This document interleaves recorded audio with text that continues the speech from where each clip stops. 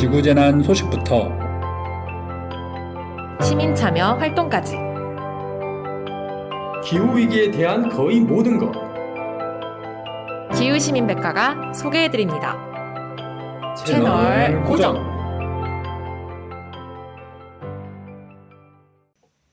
안녕하세요. 팟캐스트 기후시민백과입니다. 기후위기 시대에 그린피스와 시민분들이 함께 만들어온 변화, 그리고 함께 만들어갈 미래에 대해 이야기합니다. 네, 안녕하세요. 저는 그린피스에서 시민참여 캠페인으로 일하고 있는 제인이라고 합니다. 요즘 하늘이 맑아서 기분이 좋습니다. 맑았나요, 오늘? 사실 밖에 많이 안 나가서 잘 모르겠어요. 안녕하세요. 청취자 여러분 반갑습니다. 저는 그린피스의 정상훈입니다. 기후에너지 캠페이너고요. 한 달 만에 이렇게 또다시 팟캐스트에서 만나게 돼서 정말 또 반갑고요. 그리고 저는 최근에 다시 축구를 할 수 있게 돼서 너무 좋습니다. 이제 위드 코로나 상황이잖아요. 그래서 오래간만에 또 친구들하고 같이 축구도 하고 또 야외 활동도 하고 사람들도 만나고 그러면서 코로나 블루라고 하는 것들이 많이 조금 해소가 됐어요. 그런데 오늘은 또 이제 코로나 블루 대신에 기후 우울증에 대해서 또 얘기를 할 예정이라고 들었습니다. 많은 얘기를 나누었으면 좋겠습니다. 그럼 방송 광고 듣고 본 소식 바로 전해드리도록 하겠습니다.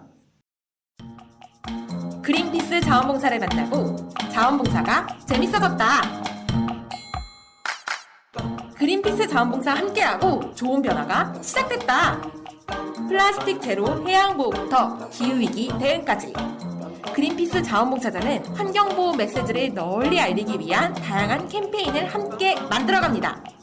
지구를 위한 긍정적인 일을 시작하고 싶으시다면 지금 바로 검색창에 그린피스 자원봉사를 검색해 자원봉사자로 등록하세요. 쌤들 요즘 기분이 어떠신가요? 저는 일단 제가 MBTI가 ENFJ거든요. 그래서 저는 집 안에 있으면 안 돼요. 너무 갑갑해서 큰 집으로 좀 이사를 왔는데 그래도 갑갑하더라고요. 이게 결국에는 제가 이제 깨달은 거죠. 나는 나가야 산다. 돌아다녀야 산다. 그래서 이제 운동도 조금 할 수 있고 친구들도 조금 더 많이 만날 수 있고 그런 환경이 되니까 기분은 한 몇 달 전보다 훨씬 더 나아진 것 같고요. 다만 요즘 날씨가 추웠다 더웠다 이렇게 하잖아요. 맞아요. 그렇게 하니까 조금 우울해요. 정말 다시 또 우울해지는 이유가 기후위기가 정말 심각하네. 좋았던 기분이 또다시 슬퍼지고 이런 것들이 왔다 갔다 합니다. 천당과 지옥을 오고 가고 있습니다. 네, 제인쌤은 어떠신가요? 저는 저스틴쌤과 완전 반대로 내향형이에요. INFP인데 제가 그래서 저는 이제 혼자 있거나 아니면 집에 있거나 사람들이랑 있더라도 조용히 있거나 뭐 자연 속에 있거나 이런 걸 되게 좋아하는데 그래서 요즘에는 가을이라서 단풍이 되게 이쁘게 들었잖아요. 그리고 그쵸. 하늘도 되게 맑고 그래서 저는 좋은 기분으로 살고 있습니다. 특히 이번에 가을 같은 경우에 갑자기 더웠다가 늦은 장마와 함께 갑자기 추워지기 시작하면서 진짜 한순간에 지나간 것 같거든요, 이번 가을이. 오늘 방송 주제인 기후우울증에 대해서 좀 얘기를 하면 좋을 것 같은데요. 기후우울증 사실 어찌 보면 좀 생소한 단어라고 느껴지실 수도 있잖아요. 기후우울증에 대해서 좀 소개해 주실 수 있으실까요? 글을 보면 네. 용어를 보면 우리가 약간 짐작을 해볼 수는 있을 것 같죠. 기후와 뭔가 우울증이 연관이 된다. 그런 용어로 생각을 해볼 수가 있을 것 같고요. 그래서 기후위기로 뭔가 우리의 미래가 위협을 받는다. 아니면 사라진다. 이런 이제 인식을 하게 되면 결국에는 이게 상실감, 분노 같은 이제 부정적인 감정으로 이어지게 되잖아요. 이렇게 이제 기후우울증이라는 얘기를 미디어에서도 많이 하고 있는 상황이고요. 그런데 사실 이거를 좀 더 뜯어볼 수는 있어요. 방금 제가 얘기한 것처럼 기후위기를 걱정하면서 생긴 기후우울증이 하나가 있고 또 다른 한편에 기후위기가 실제로 우리 삶에서 지금 일어나고 있잖아요. 그쵸. 폭염도 있고 홍수도 있고 여러 가지 또 이상 기후 현상들이 이제 나타나고 있는데 그런 이상 기후 현상 때문에 내가 정신 건강에 영향을 받았을 때 이것도 이제 기후 우울증의 한 종류라고 볼 수가 있어요. 그래서 뭐 폭염이다. 폭염이 오면 뭔가 이제 너무 더워지고 또 정신적으로 육체적으로 힘들어지는 상황이 되죠. 그쵸. 그럼 이제 정신적인 이제 질병이 올 수도 있는 거고요. 그리고 예를 들어서 홍수가 이번에 우리나라도 작년에 심한 홍수가 있었잖아요. 네. 그런 홍수가 왔을 때 8,000명 정도가 집을 잃었었는데 내 자신이 이제 만약에 집을 잃게 된다. 그렇게 되면 그걸로 인해서 엄청난 정신적인 충격을 받겠죠. 그런 충격을 받으면서 다시 우울증이 오게 되는 건데요. 저 같은 경우에도 사실은 이런 경험이 있어요. 제가 울산에서 사실은 살면서 사업을 조금 했었거든요. 그 커피숍을 이제 운영을 했어요. 그때가 이제 몇 년 전이었는지 기억은 잘 안 나는데 태풍 이름은 기억이 나거든요. 차바라는 태풍이 우리나라에 들이닥쳤습니다. 그런데 제가 살던 울산이 그 차바에 직접적인 피해를 입었었거든요. 그 차바에 직접적인 피해를 입으면서 저희 집 앞에 이 하수구가 있었는데요. 저희 가게 앞에. 거기에서 홍수가 나면서 물이 역류를 한 거예요. 그러면서 저희 가게가 다 물에 잠겼어요. 그래서 제 가게가 쫄딱 망했습니다. 아, 진짜요? 헐. 예, 다 물에 잠긴 거죠. 그리고 이제 거기 있는 의자 이런 것들도 물에 잠기니까, 물이 안 빠지니까 이상한 냄새들이 막 나고. 그렇게 그쵸. 하면서 완전히 이 사업이 조금 되려고 하는 그때쯤에 망해버린 거예요. 그래서 그게 이제 물이 다 빠지고 나서 복구 작업을 하고 했지만, 제 정신적인 충격이 가지 않았고, 우울증 같은 것들이 오기 시작을 했던 거죠. 실제로 기후위기, 이상기후 현상으로 인한 임팩트, 이런 것들이 정신 건강에 영향을 미칠 때도, 우리가 기후 우울증이라고도, 하고 있습니다. 저도 작년에 그 홍제천이 거의 범람하기 전까지 갔었거든요. 그런 걸 보면서 약간 무력하다라는 그런 느낌을 좀 많이 받았던 것 같아요. 그래가지고 진짜 이런 이상기후라든지 이런 재해 앞에서는 저 인간이라는 게 한없이 작아지는구나, 약간 이런 걸 느끼게 됐고, 뭔가 불가항력적인 그런 느낌을 받아가지고 이러한 기후 위기라든지 이런 걱정이 조금 앞서게 된 계기가 있었던 것 같긴 하거든요. 그게 제가 사실은 조금 뒤에 설명을 드리려고 했는데요. 네. 그걸 보고 전문적인 용어가 있어요. 아, 그런가요? 예, 진단해 주시는 네, 진단해 거예요? 주시는 건가요? 솔라스트렐지아. 이게 새로 나온 용어인데, 그러니까 누군가의 거주 지역 이런 것들이 부정적으로 변화하거나 기후 변화와 연관될 때 나타나는 절망, 슬픔 이런 것들. 그래서 방금 우리 이제 그렇게 홍수가 차오르는 것 예에도 네. 뭐 예를 들어 동네에 뭐 마이닝 하는 강산이 생긴다라든지 뭐 화산 폭발이 일어난다든지, 내가 굳이 이주를 그것 때문에 이주를 해야 되는 이재민이 되는 상황이 아니더라도 이것 때문에 향수병 같은 것도 이제 유발이 된다고 합니다. 그리고 우리 흔히 노스텔지아라는 얘기를 하잖아요. 그래서 아마 제 생각에 이거 좀 합성을 시킨 그런 말 같기도 한데, 뭔가 이 변화가 생기는 것들이 이제 자연적으로 부정적인 변화가 생기면 그것에 따른 부정적인 마음도 솔라스트렐지아라고 얘기를 한다고 하더라고요. 그 저스틴 쌤이 말씀해 주셔서 저도 이번에 조사를 하면서 되게 가슴 아프게 읽었던 사례가 있거든요. 그 캐나다 북쪽에 거주하시는 이누이트 원주민의 얘기였는데, 이게 약간 솔라스트렐지아를 보여주는 대표적인 사례라고. 그러니까 사실 저는 이제 용산 거의 토백이에요. 10년 넘게 살았는데, 그래서 저는 어떻게 보면 용산이 나의 정체성을 이루는 되게 중요한 요소 중에 하나라고 생각해요. 아마 쌤들도 그럴 거예요. 저스틴 쌤도 울산이 쌤의 중요한 정체성 중에 하나인 거고, 그쵸? 울산 큰액입니다. 예, 예. 근데, 그래서 내가 거주하는 지역이나 내 공동체가 나의 정체성이 중요한데, 이 캐나다 이누이트 원주민 같은 경우는, 더 이제 물고기를 잡고 수렵 채집을 하는 그런 전통적인 생활 방식을 지금까지도 유지하시는 분들이기 때문에, 그래서 이분들이 그 사시는 곳의 환경이 이분들의 생계에도 엄청나게 영향을 미치고, 그분들의 직업, 정체성에도 아주 영향이 큰 거죠. 근데 아무래도 이제 기후변화가 심해지면서 이 생활 환경 자체가 바뀌고 거주 환경이 바뀌다 보니까 더 이상 예전처럼 사냥도 못하고 물고기도 못 잡고 수렵 채집도 그렇죠. 못하게 되는 거예요. 그러다 보니까 이분들이 엄청난 슬픔이나 공포나 불안감을 느끼기도 하고, 이제 남는 시간을 채우지 못해서 이제 알코올 중독으로 빠지게 되는 사례도 되게 많다고 해요. 그 다음에 어떤 직업적으로 자기가 활동을 못하게 되면서 효능감도 덜 느끼게 되고, 약간 그래서 저는 그 사례들을 보면서 참 이게 네 어떻게 말로 표현할 수 없는 진짜 저는 먹먹함을 느꼈거든요. 이 사례들을 보면서. 그렇습니다.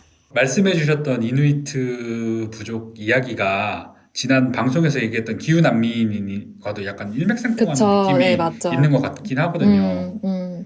기후 난민 이야기도 지난주에 했었었는데 궁금하신 분들은 지난주 방송을 참고해 주시면 좋을 것 같고요. 혹시 이런 문제를 또 겪고 있는 다른 나라들도 있을까요? 네. 이게 사실 개인의 정신 건강에 미치는 영향도 있지만, 지금 계속 얘기가 나왔던 것처럼 기후 위기로 인해서 본인이 살고 있는 터전을 잃게 되고, 공동체가 와해되면 결국엔 이거는 사회적 불안정성으로도 연결이 되거든요. 그래서 실제로 사례들을 보면, 허리케인 카트리나를 겪은 이제 그 주민들, 지역 주민들과 이제 아동들이 우리가 흔히 외상후 스트레스 장애라고 하죠. PTSD를 많이 겪으셨다고 하고, 카트리나 같은 환경 재난을 겪으면 가족들이 가정 내 폭력이나 아동학대에 더 노출될 가능성이 높다라는 좀 충격적인 결과도 나와 있어요. 그러니까 어떻게 보면 대인 관계가 환경 위기로 인해서 영향을 받게 된다는 거죠. 그리고 이렇게 환경 위기로 인해서 사회적 유대감이 약화가 되면 결과적으로 이 사회적 연결망이 끊어지면서 사회적인 불안정성도 높아진다. 여러분들도 많이 들어보셨겠지만 시리아 내전의 원인 중에 하나가 그렇죠. 기후위기가 심해지면서 가뭄도 심해지고 그거로 인해서 어떤 식량 위기로 연결이 되면서 이제 지역에서 농사를 지으시는 농민분들이 도시로 많이 이제 거주지를 옮기고 이주가 되면서 되게 사회적으로 많이 불안정해졌을 거잖아요. 근데 그거를 정치적으로 잘 다스리지 못하면서 이게 결국에는 내전으로 격화가 되었다라는 연구 결과가 있어요. 그래서 결국에는 이게 그냥 개인의 정신적인 질환으로 끝나는 문제가 아니라 결국에는 그 공동체와 사회적인 문제로도 연결이 될 수 있다라는 그런 사례가 있었습니다. 지금 제인 선생님께서도 얘기를 해주신 것, 그리고 저도 얘기를 한 게 어느 정도 조금 공동체에서 일어나는 그런 문제들에 대해서 지금 얘기를 해주고 사회 집단적인 문제에 대해서 얘기를 했는데, 저는 또 다시 한 번 더 개인으로 돌아가서 제가 겪었던 것들, 그것과 연계돼서 또 어떤 일들이 실제로 벌어지고, 또 이제 우리가 또 기후 우울증이라는 얘기를 하면 새로운 용어들이 있으니까 아까 조금 더 솔라스트랄지아 얘기한 것처럼 다른 용어들에 대해서 조금 더 말씀을 드리고 싶어요. 가장 주목이 되고 있는 것들, 또 흥미롭게 얘기를 많이 되고 있는 것들은 어쨌든 간 미래에 기후위기 때문에 일어날 수 있는 우울증에 대해서 얘기를 많이 하고 있잖아요. 그래서 그거를 흔히 기후우울, 클라이밋 그리프라고 그렇게 얘기를 하고, 또 이제 생태불안 이런 얘기를 많이 지금 얘기를 하고 있더라고요. 그래서 생태불안이라고 얘기를 하면 이게 미국 정신의학회에서 2017년에 이제 정의가 된 건데, 기후재앙에 대한 만성적인 두려움, 불안, 걱정, 스트레스, 절망, 수면 장애 이런 것들이 실제로 나타나는 것들이 정신의학회에 보고가 된 거예요. 그래서 정의가 된 거죠. 그래서 에코 앵자이어티라는 말이 정식용어로 의학계에서 이제 사용되게 된 거고, 그리고 또 한 가지 제가 아까 말씀드렸던 클라이밋 그리프가 바로 생태계 파괴, 이것과 이제 연계되는 이제 슬픈 감정이라는 건데, 특히 영국에 있는 젊은이들 사이에서 또 기후우울, 생태불안 이런 것들이 많이 나고 있고, 우리가 지금 잘 아는 그레타 툰베리 있잖아요. 툰베리도 이런 이제 생태불안이나 기후우울을 겪었다고 합니다. 맞아요. 그러니까 툰베리가 11살 정도? 이때가 2014년 정도거든요. 툰베리가 원래 이제 기후위기에 대해서 알기 시작한 거는 자기가 이제 8살 때쯤 처음 알았는데, 그러면서 이거 정말 심각하다, 문제가 심각하네? 라고 인식을 했는데, 그동안 아무것도 이게 바뀐 게 없는 거예요. 그러다가 이제 11살 때쯤 되니까 이 기후변화 대응이 제대로 되지 않는 상황을 이해할 수 없다. 그러면서 우울증에 빠졌다는 겁니다. 그래서 음식도 먹지 않고 한 2달 사이에 몸무게가 10kg 정도 빠지고, 이 신경정신과 검사에서 좀 힘들다, 이런 이제 진단 같은 것들, 강박장애, 자폐장애, 이런 진단들이 나왔고, 그렇게 되면서 오히려 부모님들이 기후변화 문제에 대해서 툰베리와 함께 활동을 하게 되고, 가족들이 모두 비건이 됐다고 합니다. 그리고 저 어머니가 사실 그 오페라 가수였는데, 오페라 이제 가수 활동을 하려면 비행기를 좀 타고 다녀야 되잖아요. 먼 그쵸. 거리들. 네, 월드 투어 이런 거 많이 하잖아요. 네, 그런데 그거를 중단을 했다고 해요. 어. 네, 그렇게 하면서 결국에는 이제 기후 우울증을 사실은 툰베리는 극복을 한 사례죠. 결국에는 기후 우울증을 극복을 한 것도 이 해결을 하기 위해서 본인이 결국에는 이제 투사가 된 거죠.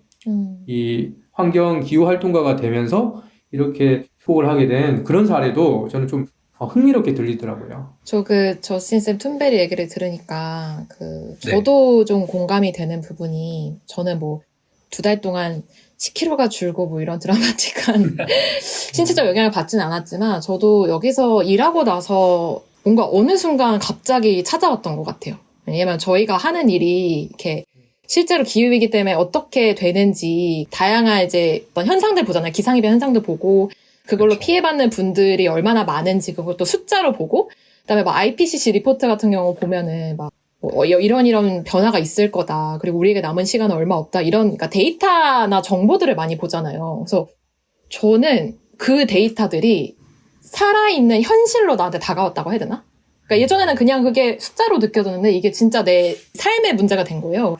그러고 나서 엄청나게 약간 우울감을 겪어가지고 약간 어떤 느낌이냐면 그냥 일상적으로 생활을 잘 하다가 막 엘리베이터를 기다리다가 갑자기 그냥 그 생각에 빠지는 거예요. 아, 어떡하지? 내가 10년 후에 내가 뭐 똑같이 이 생활 유지할 수 있을까? 지금 너무 이 문제가 큰데 왜 아무도 행동을 안 하고 있지? 막 이런 생각이 갑자기 빠져서 갑자기 울고 막 그런 일들이 있었는데 근데 이제 그레타와 다르게 저는 그런 외로움을 많이 느꼈던 것 같아요. 이 문제에 대해서 나만 이렇게 힘들어하는 것 같은 느낌? 그리고 주변 사람들은 별로 관심 없는 느낌? 그래서 한때는 너무 막 이 문제가 심각해서 막 친구들이랑 술자리에서 야, 이 문제가 이렇게 심각해 막 얘기를 하면 그냥 돌아오는 반응은 아, 그래, 너 되게 좋은 일 하는구나. 오케이, 나는 그냥 어쨌든 살던 대로 살겠다. 약간 이런 반응을 보이면 뭔가 되게 섭섭함을 넘어서 너무 무력감을 그렇죠. 느끼는 거야. 나만 힘든 거야. 왜 나만 힘들어? 약간 이런 느낌? 그래서 그레타 툰베르 보면서 참 부럽다. 그러니까 본인의 어떤 행동에 이렇게 동참을 하는 가족들과 친구들과 커뮤니티가 있다라는 것이, 네, 부럽다라는 생각이 좀 들었어요. 공감도 되고. 예, 그레타 툰베리처럼 이렇게 기후 활동가로서 활동하시는 분들도 있지만 제인쌤처럼 이런 기후 위기를 실감하게 되고 이렇게 느끼게 되면서 그리고 무력감 이런 것들이 빠지게 되는 경우가 많은 것 같아요. 그레타 툰베리도 그렇고 제인쌤도 그렇고 특히 같은 세대잖아요. MZ세대라는. 아, 같은 세대군요. 그렇죠. 같은 세대죠. 아싸. 네. 네네. 그런 MZ세대 같은 경우에는 환경 문제에 더 관심이 많다는 내용의 기사들을 많이 접했던 것 같긴 하거든요. 실제로 성인과 비교했을 때 어느 정도 차이가 있고 그리고 어떤 영향이 있는지 이런 것들을 조사한 결과가 있나요? 네, 있습니다. 네. 그래서 사실 이제 우리는 감각적으로 청소년들이나 미래 세대가 더 이 기후위기 문제를 심각하게 느끼겠다라고 하는 그런 추상적인 감각이 있잖아요. 근데 실제적인 데이터가 있어요. 그래서 네. 작년 10월에 초록우산 어린이 재단이 한겨레와 같이 이제 공동으로 조사를 했고 청소년과 성인 각 500명들에게 설문조사를 했습니다. 그 결과 10명 중에 6명 이거는 청소년이나 성인 둘 다 동일해요. 그래서 기후변화의 부정적인 영향이 이미 나타났다. 그리고 기후변화를 나의 일상으로 받아들이고 있었다라고 대답을 했습니다. 그런데 이제 저는 그 심각성에 대해서는 청소년이 조금 높긴 하지만 성인과 청소년 둘 다 이제 심각성에 대해서 받아들이고 있는 반면 이 부분을 좀 주목해야 될 것 같아요.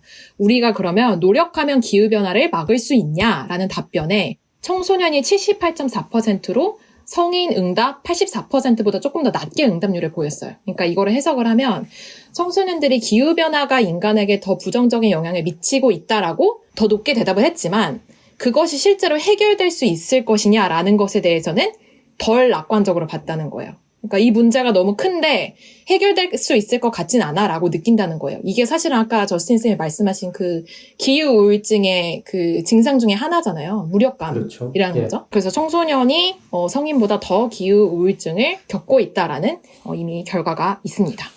청소년들이 이렇게 막 기후 위기를 좀 더 느끼고 그리고 좀 더 기후 위기를 막을 수 없다라는 무력감을 느끼는 이유는 무엇일까요? 네, 그래서 기후변화를 체감하게 된 계기도 물어봤는데요. 성인들은 사실 이제 극지방 이상고온 및 빙하 붕괴를 가장 많은 계기로 뽑았어요. 그러니까 흔히 말해서 자기가 살고 있는 빙하, 터전을 잃은 북극곰을 가장 많이 떠올린 반면 청소년들은 코로나19 팬데믹을 기후변화랑 가장 많이 연결지었다고 해요. 그다음에 가장 먼저 떠오르는 기후변화 현상을 두고도 성인은 이제 폭염, 태풍, 호우, 가뭄 등 이상기후 현상이라든지 평균 기온 상승, 대기 오염을 꼽은 반면에 이제 청소년은 평균 기온 상승이나 이상 기후, 해수면 상승 순으로 꼽은 것도 이제 차이점이라고 볼 수 있어요. 그러니까 저는 이거 어떻게 해석했냐면 네. 성인들은 좀 비정기적으로 일어나는 기상이변 현상을 기후변화랑 조금 더 연결을 지은 반면에 청소년은 평균 기온 자체가 상승한 거, 그러니까 이미 일상적으로 일어나고 있는 일을 기후변화랑 연결 지고 있다는 것을 저는 느꼈고, 그다음에 미국에서도 비슷한 조사를 했었는데 지세대를 대상으로 네. 기후변화를 얼마나 당신이 느끼고 있냐, 이거를 미국의 14살에서 24살 1200명의 청소년 대상으로 설문을 한 결과 응답자의 83%가, 그러니까 아주 높은 숫자죠. 그렇죠. 대부분 느끼고 있네요. 네, 대부분 생태계 위기를 염려하고 있고 4명 중에 3명은 생태계 위기가 그들에게 정신적으로 영향을 준다라고 이미 응답을 했다고 합니다. 그래서 많은 청소년들이 이 정신질환, 그러니까 코로나와 그다음에 기후변화에 관련된 정신질환을 이미 겪고 있다고 볼 수 있는 거죠. 그렇죠. 사실 저희들이 이번 작년 올해부터 시작된 그 팬데믹 상황 속에서 코로나 블루라는 말도 나오게 되고 이 코로나로 인한 무력감 같은 것도 많이 느끼고 있는데 기후 위기 그리고 우리 주변에 있는 환경과 관련해서도 이러한 같은 감정을 느낀다라는 게 참 안타깝지만 현실인 이야기인 것 같긴 해요. 그래가지고 저는 저스틴 쌤한테 궁금한 게 만약에 이런 기후 우울증을 겪고 있는 사람들에게는 주로 어떤 피해로 이런 것들이 다가오는지가 좀 궁금하거든요. 사실 이제 이것들이 뭐 극한 이제 기후 현상이 나타나면 이제 정신적인 트라우마, 네. 아니면 자살률 이런 것들을 이제 더 높일 수가 있는데 이런 연구 조사가 있었어요. 그래서 임페리얼 컬리지라고 런던에 그 이제 영국에 있는 그 학교죠. 여기에서 이제 올해 5월에 이제 발표한 보고서에서 이제 그런 내용이 나왔던 거죠. 아까 얘기했던 것처럼 이런 뭐 극한 날씨나 기후 현상이 심각한 정신적인 트라우마로 이어질 수 있고 자살률을 더 높인다. 뭐 새로운 정신병을 유발시키거나 아니면 기존의 정신병을 더 이제 악화시킬 수 있다. 그렇게 얘기를 했고, 뭐 예를 들어서 아까도 뭐 조금 설명했지만 기후변화 때문에 이제 강제 이주를 뭐 해야 된다. 이렇게 네. 하면 이제 우울증을 생기고, 그리고 이제 불안감 이런 것들이 그쵸. 생길 수가 있는 거고, 그래서 그게 정신적인 장애까지 이제 유발할 수 있다. 그렇게 이때 조사가 됐다고 해요. 그 보고서에서. 그리고 또 이런 기후변화가 이런 정신병과 연계되면서 불평등을 더욱더 가속화시킬 수 있다. 왜냐하면 이제 또 이런 것들은 뭐 여기에 건강이나 뭐 사망률에 영향을 미치는 폭염 같은 것들이 해당될 수 있는데 이 기후위기에 취약한 게 가난한 나라에서 많이 좀 취약할 수밖에 없는 상황이잖아요. 그렇죠. 또 기후위기에 특별히 또 취약한 계층들이 있을 수가 있고요. 그러면 그런 기후위기가 더욱더 심각해지면 그런 계층들은 사회적인 서비스도 이제 많이 이제 못 받는 그런 계층들이 생길 수가 있고 나라 전체가 기후위기에 열악해지면 점점 더 열악해질 수가 있기 때문에 그런 문제가 발생을 할 수가 있는데 그래서 이 보고서에 보면 유형들을 나눠놨어요.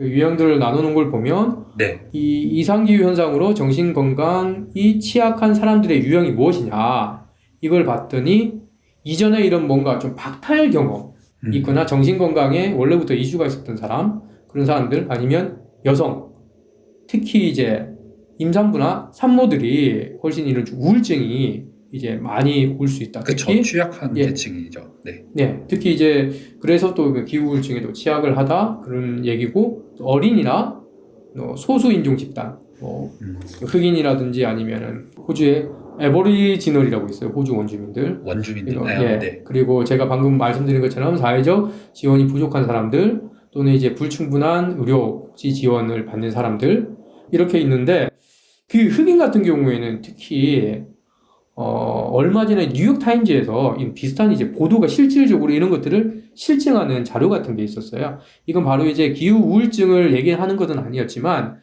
그 뉴욕 타임즈에서 미국의 한 도시를 연구를 해봤더니 그 옛날에 살았던 지역, 지금에 살았던 지역, 그 지역들을 이제 조사를 해봤더니 흑인들이 폭염에 더욱더 취약한 지역에 계속해서 살게 되는 경향성을 이제 보이게 되는 거죠. 그러니까 결국에는 이 기후위기라는 것이 왜 이제 사회 부정의 문제와 연관이 되냐면 당연히 이제 기후위기에 취약한 지역들에 뭔가 이제 좀 더 열악한 사람들, 돈이 없는 사람들이 더 많이 살 수 있는 확률이 되겠죠. 예를 들어서 뭐 우리 해안가 지역에 자주 이제 해안가 이제 폭풍이 이제 발생을 한다.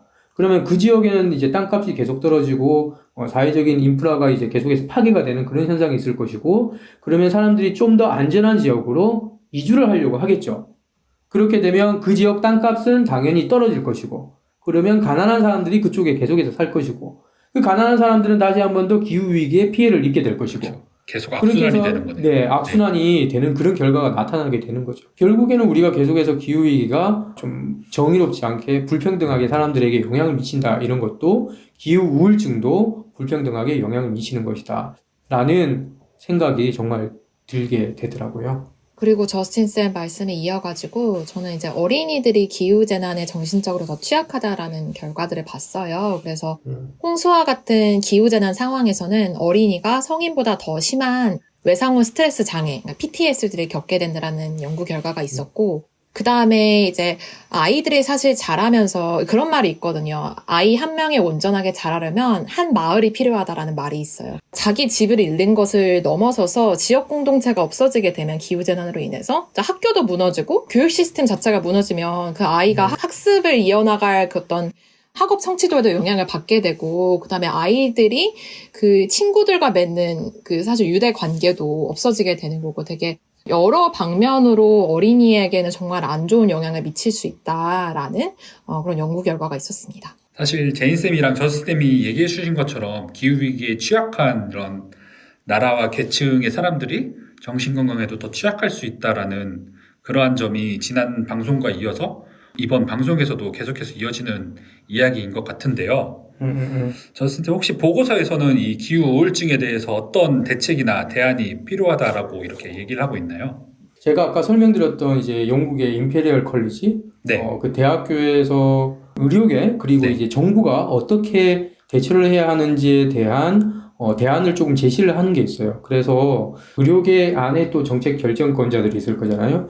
이런 사람들이 기후위기의 정신건강 영향에 대한 대중들의 인식을 좀 더 높이고 제고하는 데 노력을 해야 한다. 기본적으로 얘기를 하고 있고, 그리고 또 의료계 종사자들이 기후위기의 이런 문제점에 대해서 조금 인식을 하도록 그렇게 분위기를 조성하고 교육도 시키고, 그리고 결국에는 의료계에 있는 사람들이, 종사자들이 대중들에게 이런 얘기를 할 수 있도록 체계를 만들어야 된다. 그게 이제 기본적으로는 의료계에서 필요한 과제라고 이 보고서에서는 얘기를 하고 있고요. 그리고 이제 정책 결정권자들한테도 기후위기와 관련해서 기후 우울증에 대처를 하는 것이 필요하다. 그 정책 아젠다를 좀 제시를 하고 있어요. 예를 들어서 이 기후위기 대응을 통한 정신건강 이득 등을 가져오는 기후 완화 정책을 우선시해야 한다. 이게 조금 말이 좀 어려울 것 같은데, 결국 우리가 여태까지 얘기를 할 때 기후위기 얘기를 하면 예를 들어서 이런 게 있죠.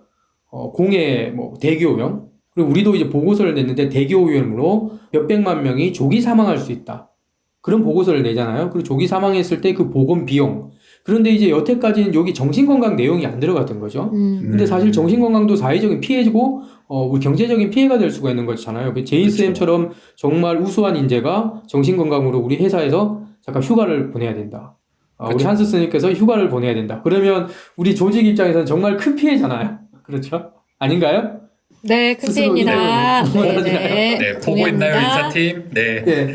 그래서, 그런 이제 정신건강까지 이제 사실은, 기후위기로 인한 피해로 산정을 할 수가 있는 게 되겠죠. 그쵸. 그렇게 됐을 때, 기후위기에 대응을 했을 때, 이런 정신건강을 줄이고, 그럼으로써 가질 수 있는 우리의 이득 같은 것에 대해서 조금 판단을 해야 한다. 그런 취지로 얘기를 하는 거고요. 그래서 이제 이런 것과 관련해서 이제 정신질환과 관련된 기후위기로 인한 정신기관과 관련된 불평등 문제를 완화하고 또 이제 적극적인 개입을 정부가 해서 기후 적응 정책을 만들어야 된다. 그리고 또 기후위기 위협에 정말 취약한 커뮤니티의 정신질환 문제에 대한 이제 부당 경감을 위해서 또 노력을 해야 하는데, 아까 제가 얘기한 것처럼 여성이라든지 흑인이라든지 아니면 사회적 서비스가 부족한 그런 사람들, 이런 사람들이 노력을 하고, 또 이것과 관련돼서 정신질환과 관련된 정책을 입안할 수 있는 그런 전문가들, 특히 의사라든지,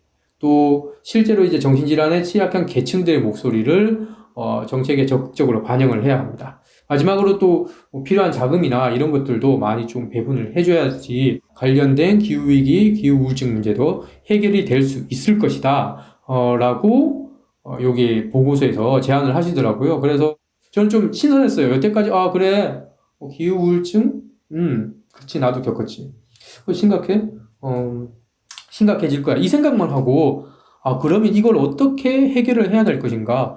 이게 실질적으로 우리 경제적인 피해로도 올 수 있을 것이다. 라는 생각까지는 안 해봤거든요.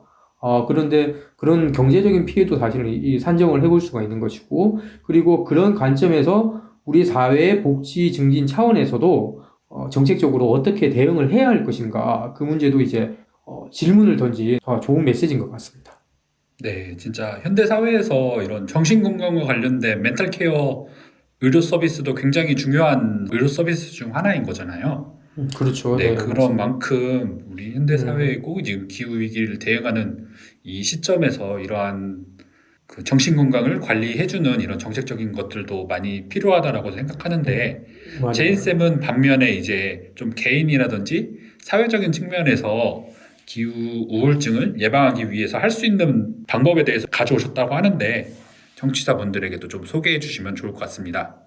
네, 우선 이제 개인적인 차원에서 이 기후 우울증이나 기후 위기에 관련된 정신질환이 예방하기 위해서는 평소에 사실 자기 마음을 잘 돌아보고 자기 감정을 잘 이제 도닥여주는 그 과정이 필요할 것 같아요. 그래서 쌤들 혹시 이제 명상까지는 아니더라도 자기의 또 감정을 돌아보는 시간을 많이 가지시나요, 평소에? 저스님은 항상 밖에 나가시나? 저는 밖에 나가서 에너지를 아이가 아니라서 저의 감정을 다스리기 위해서는 사람들을 만나야 돼요. 사람들을 만나면서 명상하는 거 아닌가요? 약간. 예, 사람들 만나서 얘기도 하고 운동도 같이 하고 정말 명상도 같이 하면 좋을 것 같아요. 예. 네, 맞아요. 그러니까 모든 거엔 밸런스가 중요하거든요. 그러니까 나와의 대화가 필요해요. 왜냐면 저스틴 쌤도 그 자아가 기다리고 있을 거예요. 저스틴이 나의 마음을 돌봐주기를 기다리고 있을 텐데 항상 밖에 나가니까, 그쵸? 되게 집 나간 저희 마음을 찾습니다. 네, 그래서 이제 제가 내면 성찰을 말씀드렸는데, 일단은 우리 인간이 생각보다 강하다, 이런 외부 위협에도 우리가 회복할 수 있다라는 자신의 회복력에 대한 믿음을 키우는 게 되게 중요하다고 해요. 그리고 사실 객관적으로 봤을 때 기후위기에 관련한 상황이 심각하긴 하지만, 그래도 좋은 면을 보고 긍정적인 관점을 고수하는 것이 되게 중요하다고 하고, 명상이라든지 그런 이제 활동들을 통해서 이제 삶의 의미를 찾는 연습이 매우 매우 중요하다고 합니다. 네, 그리고 이제 이런 재난 상황이 일어났을 때, 저는 그거 신기하게 봤어요. 내가 만약에 집에 애착 인형이라든지 그 애착 물품이 있잖아요. 그러면 그거를 내가 재난 상황에 가져가서 챙겨가지고 나의 그 심리적인 안전지대를 형성하는 게 되게 중요하다고 하거든요.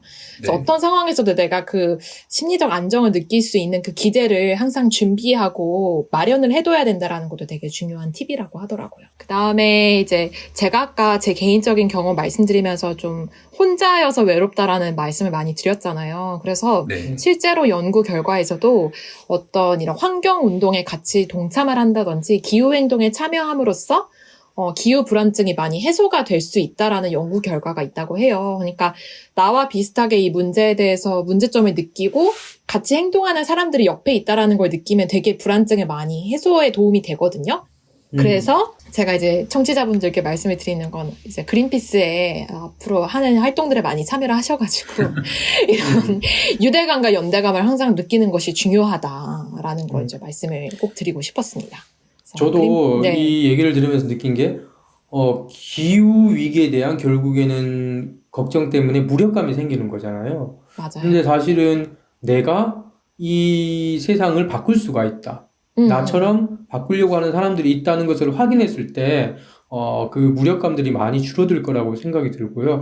결국에는 주변에도 사실 그 우울증을 겪으셨던 분들이 많은데 그분들이 처음에는 겪었다가 나중에는 이제 전사가 되면서 이런 것들을 이제 극복을 해 나가시더라고요. 정말 열정적으로 일을 하고 한국의 정책을 바꾸려고 노력을 하고. 사실 저도 그레타 툰베리도 보면서 그레타 툰베리가 정말 저렇게 열심히 하는 것도 결국에는 기후 우울증을 극복을 했기 때문에 그렇게 된 게 아닐까라는 좀 생각도 들고, 우울증의 치료제 개인의 입장에서 봤을 때는 연대감, 그리고 내가 이 세상을 바꿀 수 있다는 효능감, 이런 것들이 정말 중요한 바로 처방전이 아닐까라는 생각이 듭니다. 그리고 제가 아까 저스틴쌤한테 이제 혼자 내면을 성찰하라고 말씀드리긴 했지만, 사실 이미 국내외적으로 이런 서로의 감정을 공유하고 소통하는 워크숍이 이미 있다고 해요. 그래가지고, 뭐 영국의 더비 대학교 같은 경우는 아예 기후 변화에 대해서 사람들이 느끼는 분노나 좌절감, 어떤 슬픔 등의 감정을 다루는 대학교 커리큘럼 자체를 이미 편성을 했다고 하고, 그다음에 영국에서는 이 지역의 기후 운동가들이랑 협업을 해가지고 워크숍을 통해서 이게 얼마나 기후 변화랑 인간 감정의 관계가 있는지를 탐구하는 워크숍을 한다고 하고, 사실 그 그린피스 인터내셔널에서도 이미 그 활동가들의 마음을 챙기는 번아웃 워크숍을 이미 진행을 하고 있거든요. 그래서 저도 사실 워크숍에 참여를 해가지고 갑자기 그 워크숍 진행하시는 분이 자 이제 눈을 감고 30초 동안 나의 마음을 들여다보려고 하는데 전 처음에는 뭐 갑자기 일하다가 말고 뭘 마음을 돌아봐 했는데 진짜 쌤들 신기한 게 이게 저는 항상 음악을 듣거나 팟캐스트를 듣거나 뭔가 소음으로 내 일상을 채우거든요. 근데 그게 아니라 소음 없이 내 마음을 진짜 온전히 들여다보는 시간을 가지면 진짜 내 감정이 보여요. 내가 평소에 이런 생각을 하고 있구나라는 걸 보게 되거든요. 그래서 저는 되게 그때 뭐 별거 한 건 없는데도 그냥 위로가 많이 되고 그러니까 다들 비슷한 감정을 느끼고 있구나, 우리가 함께하고 있구나라는 감정 자체로도 되게 많은 도움이 됐었던 것 같아요. 그래서 저는 이제 앞으로 우리 그린피스 서울 사무소에서도 이런 마음을 돌보는 워크숍을 또 꼭 해봤으면 좋겠다라는 생각이 들더라고요. 지금 이제 다음 시민 참여 캠페인에 약간 스포일러를 하시고 계신 건가요? 관심 있으시면 한번 댓글을 달아주세요, 여러분. 나도 이거 워크숍 하면 참여할 수 있다, 하고 싶다 달아주시면 그쵸. 제가 꼭 준비를 해보도록 하겠습니다. 네, 그럼 댓글 달아주시면 우선적으로 제인쌤이 그럼요. 네, 팟캐스트 특전으로 한번 예. 고려해 보겠습니다. 네네. 이런 워크숍들 있는 게 너무 인상적인데 혹시 한국에서도 비슷한 걸 하고 있나요? 한국에서도 그린피스 서울 사무소가 주최하는 워크숍은 아니었지만 기후위기가 일으키는 감정적인 고통을 해소하는 워크숍들이 진행되고 있어요. 그래서 한국생태심리연구소에서는 작년에 기후불안 온전히 듣기라는 워크숍을 통해서 기후위기 때문에 겪는 여러 가지 두려움이나 슬픔이나 무기력의 감정을 공유하는 시간을 가졌다고 합니다. 네. 그래서 앞으로도 그린피스에서 꼭 이런 워크숍을 진행을 했으면 좋겠네요. 네. 제 생각에도 이런 워크숍은 좀 많이 늘어날 것 같아요. 우리 주변에. 늘어날 것 같아요. 그쵸? 네. 맞아요.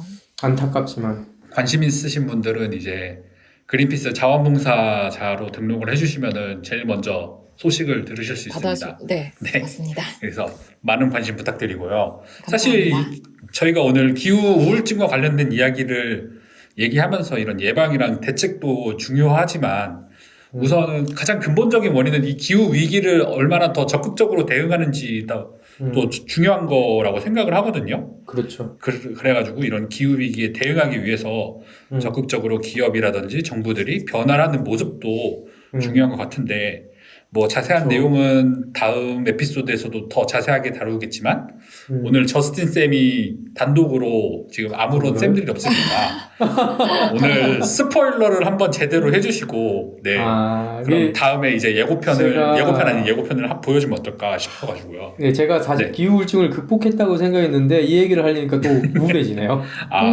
왜냐하면 이 기후 위기라는 것이 우리가 대응을 해야 되는 것이 정말 시급한 과제임에도 불구하고 대응 속도는 너무나 느리기 때문에 그에 대한 이제 불안감이라든지 이런 것들이 다시 한 번 더 나타나고 있는 그런 상황 때문에 제가 그렇게 말씀을 드렸고요. 얼마 전에 우리 IPCC, 유엔 산하의 정부 간 기후 변화에 관한 정부 간 협의체에서 2차 보고서를 냈을 때 우리가 이렇게 1.5도 상승을 기후위기의 마지노선, 이건 꼭 막아야 된다라고 얘기를 하잖아요.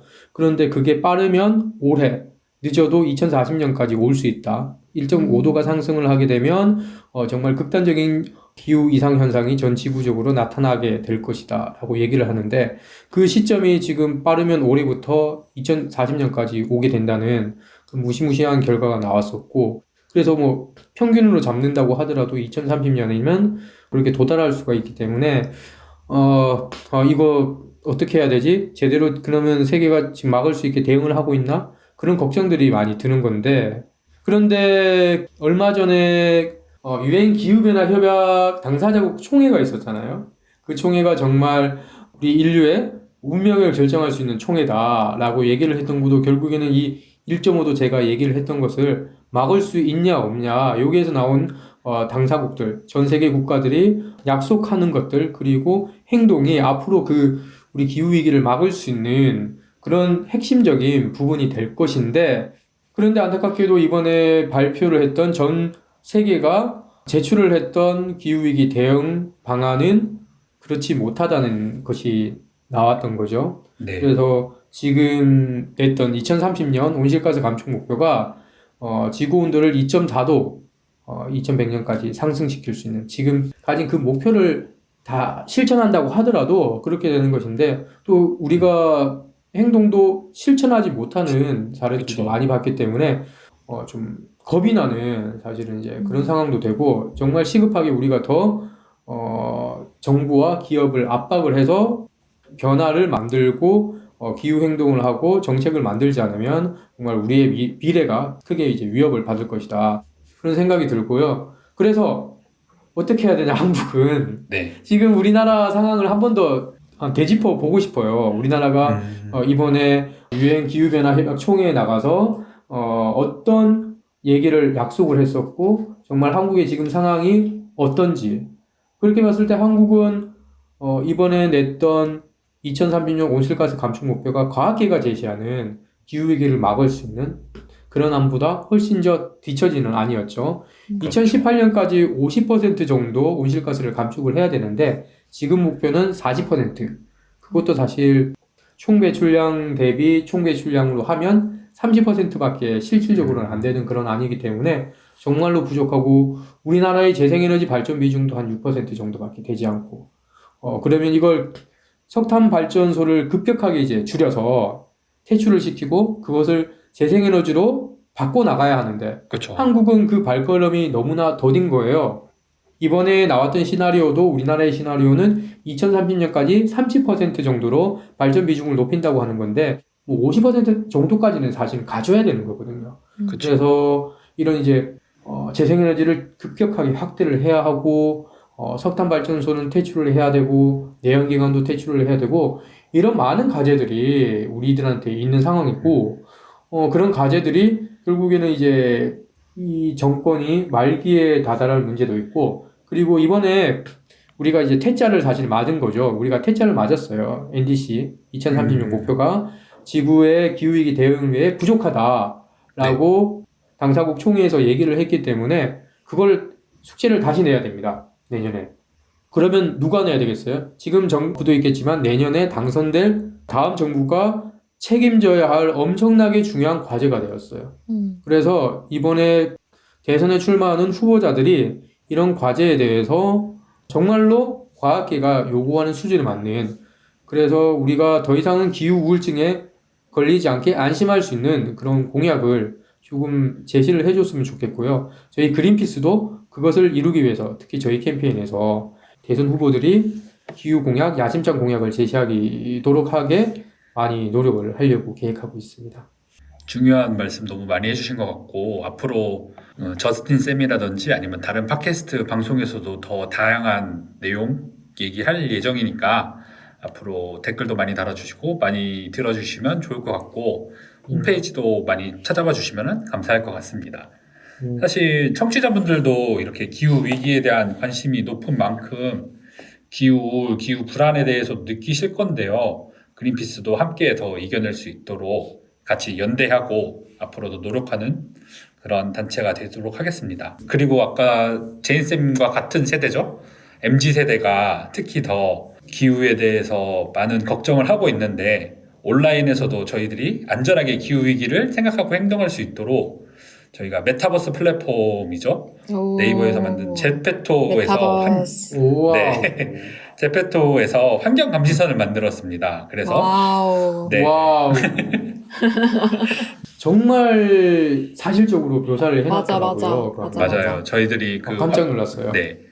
레인보우 워리어라고 하고 있는 그린피스의 환경 감시선을 저희들이 한 땀 한 땀 다 옮겨가지고 만든 제페토 맵인데요. 지금 제페토 환경 감시선 맵을 공개하면서 환경 감시선 맵 안에 그 녹색 장미를 찾는 이벤트를 하고 있습니다. 그래가지고 녹색 장미를 찾고 다음 정부가 좀 더 적극적인 기후 위기 대응을 할 수 있도록 응원의 한마디를 SNS에 공유를 해주시면은 추첨을 통해서 실물 녹색 장미 배지를 증정하고 있는데요. 꼭 참여 부탁드립니다. 자세한 내용은 홈페이지에 있으니까 확인해 주시면 좋을 것 같고요. 녹색 장미 배지를 제가 실물로 봤는데요. 진짜 약간 표준어입니다. 오지입니다, 진짜. 너무 예뻐가지고. 표준어가 오지다. 네. 오지다. 오지다가 표준어다. 그쵸. 예, 오지는 녹색 장미 배지 받아갈 수 있는 기회니까 청취자분들 꼭 참여하고 받아갈 수 있으면 좋겠습니다. 쌤들도 혹시 다 찾으셨나요? 저는 NG 세대인데도 약간 난이도가 좀 있더라고요. 바다에 몇 번 빠졌어요. 바다에 여러분. 빠지면은 네 비가를 볼 수 있죠. 정말 추울 텐데요. 그러니까요. 민소매 여러분들 입고서. 네. 꼭 껴입고 이제 네, 재팬트에 껴입고. 입장을 하셔서 바다에 빠지더라도 네. 그리고 네 풍력단지랑 태양광 이런 재생에너지 단지도 실제로 볼 수 있는 그런 곳이기도 합니다. 이야. 저는 그 안에서 캠페인이라든지 저희 그린피스의 활동을 소개하는 그런 내용들이 많이 있더라고요. 그래서 그쵸. 그런 것들도 흥미로웠어요. 맞아요. 거기서 실제로 사진을 찍어주시는 분들도 되게 많이 있으세요. 그린피스 그런 캠페인 소개 관련된 내용들을 제가 찍으면 상품도 받고 네, 정말 해자스러운 정말. 이벤트인 것 같습니다. 좋은 일도 하고 상품도 받고. 네, 저희 그래서 기후 우울증부터 시작을 해가지고 이런 가상세계 제페토 맵까지 정말 다양하게 이야기를 나눴는데요. 오늘 광고 듣고 오늘 소식 마무리하도록 하겠습니다. 그린피스 자원봉사를 만나고 자원봉사가 재밌어졌다. 그린피스 자원봉사 함께하고 좋은 변화가 시작됐다. 플라스틱 제로 해양보호부터 기후위기 대응까지. 그린피스 자원봉사자는 환경보호 메시지를 널리 알리기 위한 다양한 캠페인을 함께 만들어갑니다. 지구를 위한 긍정적인 일을 시작하고 싶으시다면 지금 바로 검색창에 그린피스 자원봉사를 검색해 자원봉사자로 등록하세요. 오늘 방송 어떠셨나요? 저는 기후 우울증에 얘기했지만 좀 우울증이 많이 사라진 것 같습니다. 코로나 우울증, 기후 우울증 모두 뿌셔뿌셔. 저는 약간 재 뿌리는 것 같지만 저는 오히려 오늘 방송하고 더 약간 다운이 된 것 같아요. 아까. 진짜? 네. 너무 죄송합니다. 웃어서 아까 오열하신 거 아닌가요, 지금? 네. 어떠셨나요? 네. 그냥 뭔가 이게 기후위기가 우리에게 물리적으로 영향을 줄 뿐만 아니라 이게 우리가 데이터로도 봤잖아요. 80% 이상의 청소년들이 이미 기후변화로 인한 우울증을 겪고 있다. 이런 데이터를 그쵸. 보니까 더 좀 안타깝고 마음이 아팠어요. 그래서 이거를 어떻게 내 업무에 동기부여를 줄 수 있는 쪽으로 승화시킬지 좀 고민을 많이 해봐야겠습니다. 오늘 저희 방송하기 전에 제가 그 쌤들에게 억지 텐션 올리지 말자고 그렇게 얘기를 했거든요. 솔직한 방송. 네. 나 솔직하게 해야지. 솔직하게 맞아. 방송 오늘 이런 것들도 같이 얘기를 하면서 청취하시는 분들도 댓글 많이 달아주시고 이렇게 경험 같은 거 공유해 주시면은 좀 더 좋은 기회가 될 것 같습니다. 그래서 네, 맞습니다. 앞으로 저희가 이런 기후 우울증을 많이 해소할 수 있도록 좀 더 같이 고민하고 노력할 수 있는 장을 만들 테니까 많은 참여 부탁드리고요. 끝까지 함께해 주신 청취자 여러분 그리고 제인쌤, 저스틴쌤 감사합니다. 감사합니다.